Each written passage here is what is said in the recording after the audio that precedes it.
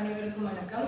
தொழிலாளர் நல வாரிய அட்டை வச்சிருக்கிறதுனால அவங்களுக்கு என்னென்ன பயன்கள் அப்படின்றத பற்றி தான் இந்த வீடியோவில் நம்ம பார்க்க போகிறோம். ஸோ இந்த தொழிலாளர் நல வாரிய அட்டைன்றது அமைப்பு சாராத இருக்கிற தொழில் செய்கிற அனைத்து தொழிலாளிகளுக்குமே இதை நம்ம பதிவு பண்ணி கொடுக்கலாம். ஸோ இப்படி பதிவு பண்ணி கொடுக்கறதுனால அவங்களுக்கு என்ன பயன்கள் இருக்கு, கவர்மெண்ட் மூலமாக அவங்களுக்கு என்னென்ன சலுகைகள் கொடுத்துருக்குறாங்க அப்படின்றத தான் நம்ம பார்க்க போகிறோம். முதல்ல இந்த அட்டை வச்சிருக்கிறவங்களுக்கு என்ன பயன்கள் அப்படின்னா, இப்போ திருமணம் ஆன உடனே ஒரு தனி ரேஷன் கார்டு வருது அப்படின்னா கணவன் மனைவி 2 பேருமே தொழிலாளி அப்படின்னும் போது பெண் தொழிலாளி இருக்கிறாங்கன்னா அவங்க மகப்பேறு உதவித்தொகைன்றத 2 குழந்தைக்கு முதல் 2 பிரசவத்துக்கு அவங்க வாங்கிக்கலாம். ஸோ மகப்பேறு உதவித்தொகை அப்படின்னும் போது அவங்களுக்கு 18,000 ரூபாய் வரைக்கும் கொடுக்குறாங்க. 2வது இவங்களுக்கு ஒரு கருக்கலைப்பு ஏற்பட்டாலுமே அதுக்கும் உதவித்தொகைன்றது இருக்கு. குழந்தை பிறந்த பிறகு முதல் 2 குழந்தைகளுக்கு கல்வி உதவித்தொகைன்னு இருக்கு. ஸோ கல்வி உதவித்தொகை 6வதுல இருந்து 9வது வரைக்கும் அவங்களுக்கு என்ன பண்றாங்கன்னா கல்வி உதவித்தொகைன்றத வருஷத்துக்கு கொடுக்குறாங்க 1000 ரூபான்றது. இது இல்லாம 10வது படிக்கிற பெண் குழந்தைங்க, 11வது 12வது படிக்கிற பெண் குழந்தைங்க படிக்கும் போதே அவர்களுக்கு 2400 ரூபாயிலிருந்து 3000 ரூபாய் வரைக்கும் கொடுக்குறாங்க. பாஸ் பண்ண பிறகு 10வது 11வது 12வதுக்கும் 3000 ரூபான்றது பெண் குழந்தைங்களுக்கு கொடுக்குறாங்க. ஆண் குழந்தைங்களுக்கு 10வது பாஸ் பண்ணா 2400 ரூபாய், 12வது பாஸ் பண்ணாங்கன்னா 3000 ரூபான்றது ஆண் குழந்தைங்களுக்கு கொடுக்குறாங்க. ஸோ இது மட்டுமா கல்வி உதவித்தொகையில வேற என்ன இருக்கு அப்படின்னா, இவங்களை நம்ம படிக்க வைக்கிறதுக்கு உயர்கல்வி, அதாவது கல்லூரி படிப்பு படிக்க வைக்கிறதுக்கு, அது எந்த படிப்பா, இளநிலை, முதுநிலை, அதுக்கப்புறம் அவங்களுடைய MBBS, IIT, IIM எல்லாமே 1000 ரூபாய் ஆரம்பிச்சு கல்வி உதவித்தொகை 50,000 வரைக்கும் அவங்களுக்கு உதவித்தொகை கொடுக்குறாங்க. நம்ம பிள்ளைங்க வெளி மாவட்டம் வெளி மாநிலம் காம்படிஷன் போட்டிகளுக்கு செல்லணும், அவங்க பள்ளி மூலமாகவும் கல்லூரி மூலமாகவும் அப்படின்னா அதுக்கும் 25,000 50,000 வரைக்கும் கல்வி உதவித்தொகைன்றது நம்ம தொழிலாளர் நல வாரிய அட்டையில கொடுக்குறாங்க.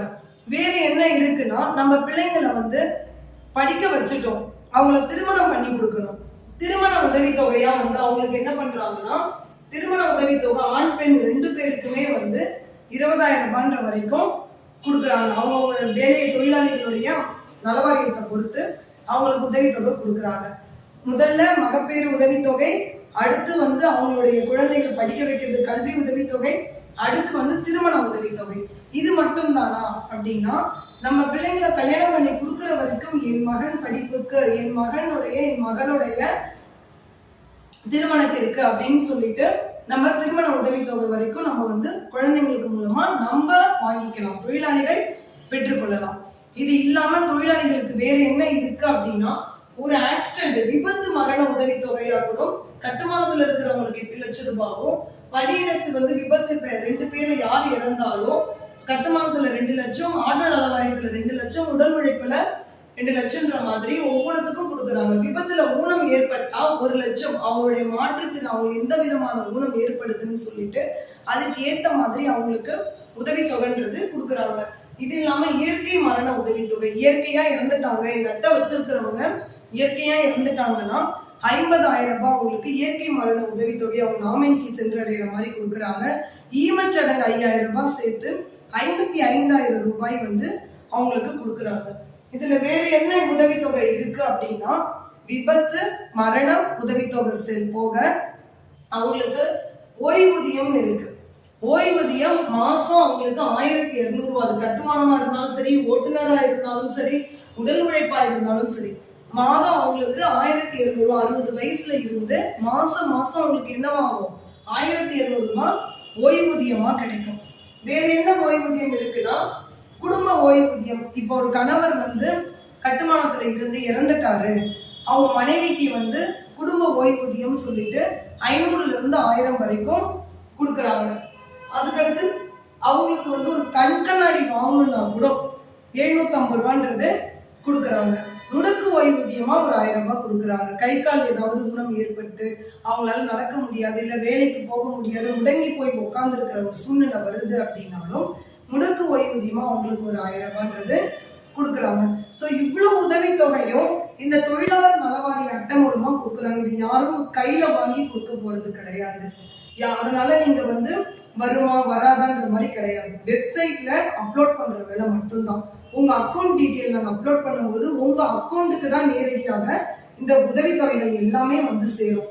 ஸோ இதை பதிவு பண்ணும் போதே நீங்க ஆதார் கார்டு, ரேஷன் கார்டு, உங்க அக்கௌண்ட் புக்கு கொடுப்பீங்க.